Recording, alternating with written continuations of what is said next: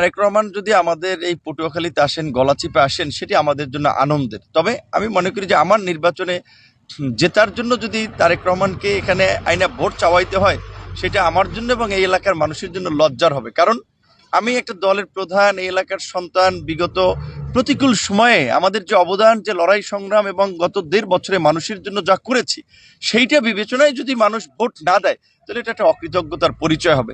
এবং আমি দৃঢ়ভাবে বিশ্বাস করি আমি মানুষের চোখের মুখের ভাষা বুঝেছি, মানুষ আমাকে আপন করে নিয়েছে। এবং দেখা যাবে যে নির্বাচনে দেখবেন যে যে সমস্ত প্রার্থীরা থাকবে তাদের চেয়ে ২ গুণ ৩ গুণ বিপুল ভোটে ইনশাল্লাহ জয়লাভ করব। এবং আমার এলাকার মানুষের প্রতি সেই আস্থা বিশ্বাস আছে। বিএনপি এই আসনে প্রার্থী দেয়নি, তারা অফিসিয়ালি আমাকে সমর্থন দিয়েছে। কিন্তু অফিসিয়ালি সমর্থন দিলেও তাদের দলের একজন নেতা স্বতন্ত্রভাবে প্রার্থী হয়েছেন এবং দল তাকে বহিষ্কার করেছে।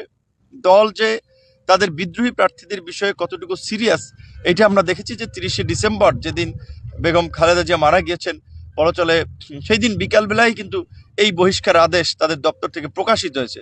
সুতরাং তারা কোনোভাবেই এই দলীয় বিশৃঙ্খল কর্মকাণ্ডে যারা জড়িত তাদেরকে প্রশ্রয় দিচ্ছেন না, এটা আমরা পরিষ্কার দেখতে পাচ্ছি। কিন্তু এটা ঠিক যে আমার উপজেলায় বিশেষ করে কমিটির যারা পদধারী নেতৃবৃন্দ আছেন তারা ওইভাবে আমাকে সহযোগিতা করছেন না, বা আমার সাথে অনেকেই নাই। গুটি কয়েক নেতৃবৃন্দ আছে এবং সাবেক নেতারা আছেন। এটা আমি বিএনপির শীর্ষ নেতৃবৃন্দকে জানিয়েছি, তারা এই বিষয়ে পদক্ষেপ নেবেন বলে আমাকে আশ্বস্ত করেছেন। আগামীকালকে জনাব তারেক রহমানের সাথে আমার একটা সৌজন্য সাক্ষাৎ আছে। তো স্বাভাবিকভাবেই সেখানে আমরা এই কথাগুলো হয়তো বলবো। এবং আমার দৃঢ় বিশ্বাস যে যারা বিএনপি করে, বিএনপি তো ওই যে জিয়াউর রহমানের সেই বিখ্যাত উক্তির মতো যে ব্যক্তির চেয়ে দল বড়, দলের চেয়ে দেশ বড়। সুতরাং এখানে ব্যক্তিগত কোনো নেতার পেছনে তারা গিয়ে তাদের পদ হারাবেন না এবং তারা দলীয় শৃঙ্খলা ভঙ্গ করবেন না। যেহেতু দল আমাকে সমর্থন দিয়েছে, আশা করি ২ দিন আগে এবং ২ দিন পরে বিএনপির নেতৃবৃন্দ আমার সাথে থাকবেন, সেই প্রত্যাশা রাখি।